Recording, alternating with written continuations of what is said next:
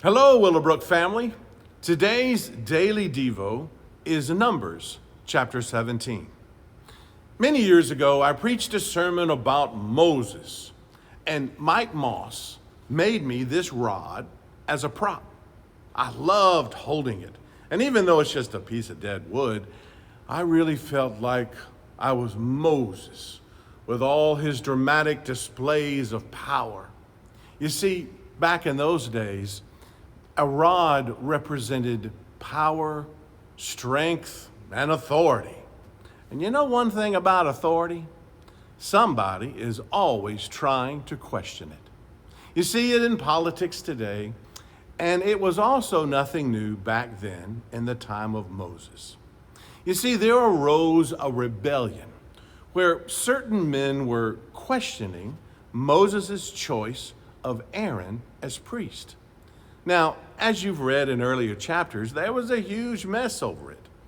God got really tired of all the murmuring that was going on, so he decided to do something about it. He commanded Moses to collect a rod from each of the leaders from the 12 tribes of Israel, including Aaron from the tribe of Levi.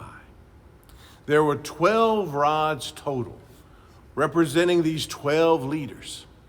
And Moses told them to write their names on the rod because he wanted no confusion which rod belonged to which leader. Then God told Moses to place the 12 rods in front of the tent of meeting, basically to lay them in front of the Ark of the Covenant in the presence of the Lord. Then, on the next day, a very strange thing happened. Moses went in to retrieve the rods, and he handed them back to their owners.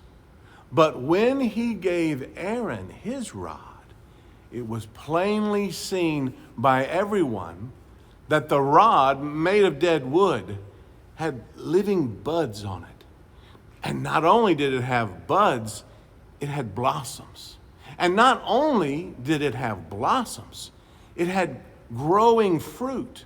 And not only did it have growing fruit, it had ripe fruit, almonds, ready to be eaten, all in one single night.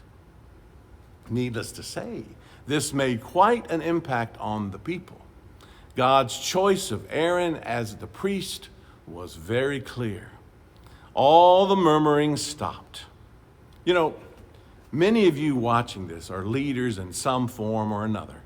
You may be a leader anywhere from a business owner or a manager at your work, all the way down to just a plain, influential person in your friend group.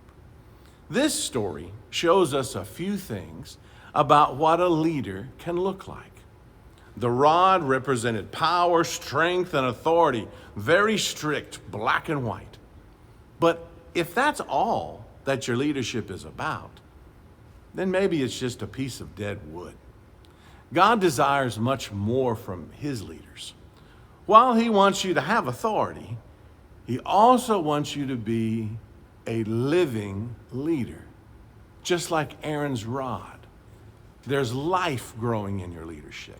There's buds, there's blossoms, and there's fruit that's growing and fruit that's ready to eat. A godly leader is filled with the fruit of the Spirit. A godly leader will humble themselves and allow God to cultivate and to grow new things in their leadership. A godly leader is always learning and producing fruit for the people that they lead. And the people who serve under a leader like that are grateful and inspired. And you know, you don't have to be a leader of thousands to be a leader like this. Start with your family and your friend group, and you'll be amazed what God can do through a living leader. Have a great day in the Lord, Willowbrook.